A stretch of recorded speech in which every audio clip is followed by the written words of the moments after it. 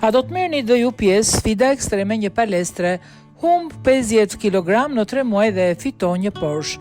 Kushdo që arrin të humbas 50 kg në vetëm 3 muaj do të shpërblehet me një makinë luksoze Porsche Panamera me vlerë $155.000 amerikan. Kjo është sfida më e çuditshme vitit e shpallur nga një palestër në Kinë. The Economic Times shkruan se sfida në fjalë është lançuar nga një qendër fitnessi në provincën Shandong dhe ka bërë bujë të madhe në rrjetet sociale kineze.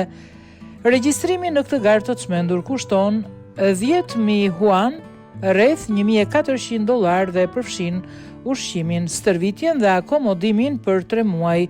Por edhe pse shumë njerëz e kanë parë si mundësinë e jetës për të humbur peshë dhe për të fituar një makinë super luksoze, mjekët kanë ngritur alarmin për pasojat e rënda që mund të ketë një humbje kaq e madhe peshe.